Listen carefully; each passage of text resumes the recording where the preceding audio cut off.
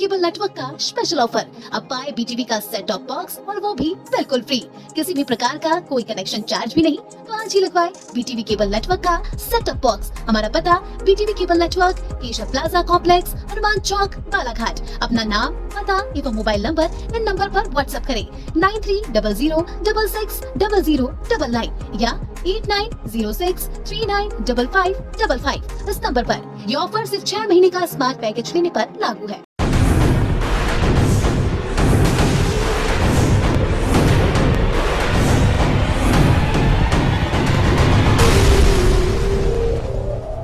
भारी मंथन के बाद भाजपा ने अपने प्रत्याशियों की 5वीं सूची जारी कर दी है, जिसमें बालाघाट जिले की 2 विधानसभा क्षेत्रों के प्रत्याशियों की घोषणा पार्टी के द्वारा की गई, जिसमें बालाघाट से कैबिनेट मंत्री गौरीशंकर बिसेन की पुत्री एवं भाजपा जिला महामंत्री मौसम हरिनखेड़े को अपना प्रत्याशी बनाया गया है। तो वहीं 15 अक्टूबर को भाजपा में शामिल हुए विधायक प्रदीप जायसवाल को वारासिवनी विधानसभा से प्रत्याशी घोषित किया गया है।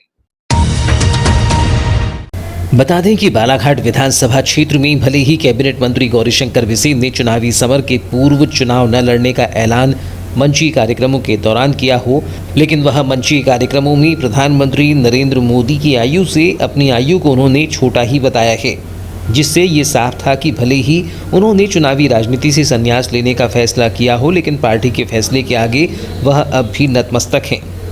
हालांकि जग जाहिर है कि विधानसभा चुनाव 2023 के लिए कैबिनेट मंत्री गौरीशंकर बिसेन ने अपनी पुत्री मौसम हरिनखेड़े के नाम को आगे किया, जिसको लेकर विगत कई महीनों से पार्टी कार्यकर्ता सहित अन्य कार्यक्रमों में मौसम हरिनखेड़े को आगे किया जाता रहा।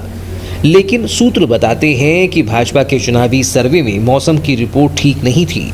पार्टी के अंदर ही कुछ दिग्गज नेता मौसम के नाम को लेकर संतुष्ट नहीं थे, जिसके चलते पार्टी को मौसम के नाम पर लंबा विचार करना पड़ा, जिसका असर ये रहा कि अंतिम क्षणों तक मौसम के नाम पर शीर्ष नेतृत्व को विचार करना पड़ा। लेकिन आखिरकार गौरीशंकर बिसेन की इच्छा को पार्टी ने मोहर लगा दी। इधर मौसम के नाम की घोषणा होते ही मौसम समर्थकों में हर्ष दिखाई दिया, जिन्होंने जिला भाजपा कार्यालय और मौसम के निवास में पहुंचकर उन्हें बधाई दी। इस दौरान मौसम हरिनखेड़े ने कहा कि पार्टी और संगठन ने मुझ पर विश्वास जताकर मुझे एक कार्यकर्ता के रूप में स्वीकार किया। उन्होंने कहा कि पूरे परिवार सहित पूरी पार्टी का मुझे सहयोग प्राप्त है। सबसे पहले तो आपको बहुत बहुत धन्यवाद।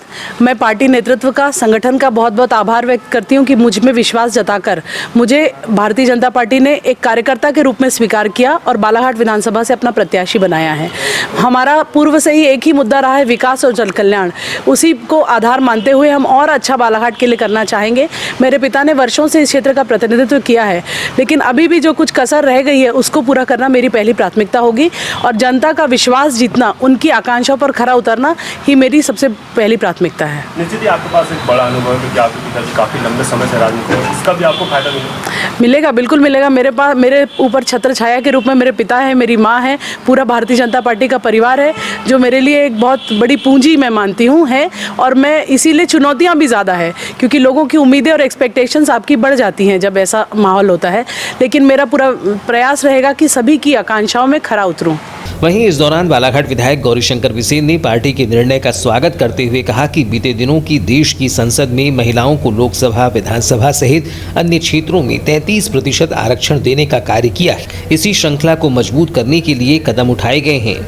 हमारा निर्णय था कि युवाओं को मौका मिले, जिसको लेकर पार्टी ने कदम उठाया है।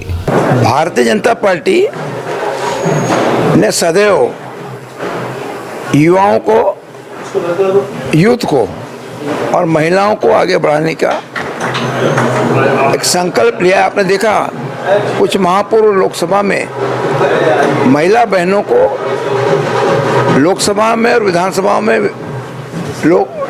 विधान परिषदों में 33% आरक्षण मिले। इस तरह का विधेयक भी पास हुआ।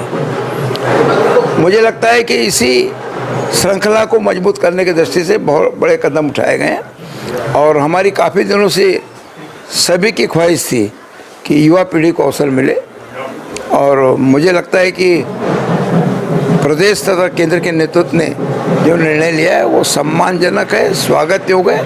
और आप देखिए हमारे कार्यकर्ताओं में भारी उत्साह है और एक तौर से जैसी खबर मिली कि मौसम बालाघाट के प्रत्याशी घोषित की गई, एक तरफ से खुशी का वातावरण है, लोग आतिशबाजी फोड़ रहे हैं, पटाखे फोड़ रहे हैं, मिठाई बांट रहे हैं और जीत की खुशी को जाहिर कर रहे हैं और चुनाव में जीतने का संकल्प भी ले रहे हैं। इधर वारासिवनी विधायक प्रदीप जायसवाल को भी भाजपा की सदस्यता लेने का तोहफा भाजपा ने अपनी 5वीं सूची में दे दिया है। 4 अक्टूबर के बाद से ही लगातार कयास लगाए जा रहे थे कि प्रदीप जायसवाल वारासिवनी विधानसभा क्षेत्र से भाजपा के उम्मीदवार होंगे, लेकिन गत 15 अक्टूबर को भाजपा की सदस्यता लेने के बाद ही 5वीं सूची में उनका नाम घोषित किया गया, जिसके बाद वारासिवनी विधायक प्रदीप जायसवाल के जनसंपर्क कार्यालय में बधाई देने वालों का तांता लगा रहा। इस दौरान विधायक प्रदीप जायसवाल ने कहा कि विगत 3.5 साल की मेहनत का फल आज मुझे पार्टी के द्वारा दिया गया है। उन्होंने इस अवसर पर केंद्रीय और प्रदेश नेतृत्व का आभार जताया। मेरे लिए काफ़ी सौभाग्य की बात है, खुशी का अवसर है मेरे लिए कि जिस भारतीय जनता पार्टी के सरकार और हमारे माननीय मुख्यमंत्री शिवराज चौहान जी के साथ जो 3.5 साल मैंने जनता का समर्थन देके क्षेत्र में विकास का कार्य मैंने करवाया, उस अनुभव के आधार पर मुझे खुशी कि भारतीय जनता पार्टी ने मुझे विधानसभा का चुनाव लड़ने का अवसर दिए। इसके लिए मैं माननीय मुख्यमंत्री जी का और हमारे प्रधानमंत्री का बहुत बहुत धन्यवाद देता हूँ। तो भैया कांग्रेस पार्टी से विधायक रह चुके हैं और आज उसी कांग्रेस पार्टी से जो आपके चेले हैं विक्की पटेल, उनको टिकट दिए, तो आप कितना दिखते हैं कि कितना आपको नुकसान है? कोई गुरु कोई चेला नहीं होता है। राजनीति के ढंग से होती है और हर प्रत्याशी का एक अपना प्रभुत्व होता है, एक मतलब एक असर होता है सभी का। चुनाव को मैं चुनाव के दृष्टिकोण से देखता हूँ कि ऐसा नहीं है, हर चुनाव चुनौतीपूर्ण होता है और जो भी प्रत्याशी चुनाव लड़ रहा है तो उसका कहीं ना कहीं सभी जगह लोकतंत्र भी है, लोकतंत्र में सभी लोग पसंद करते हैं, नापसंद करते हैं, सारी चीज़ें जनता के हाथ में रहती है। कांग्रेस प्रत्याशी आरोप लगाते हैं कि बिकाऊ टिकाऊ की लड़ाई इस बार है मैदान में। अब देखिए, मैंने कहा ये अपनी अपनी सोच है,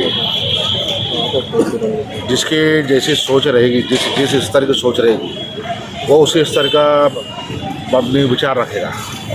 ये विचार की बात है।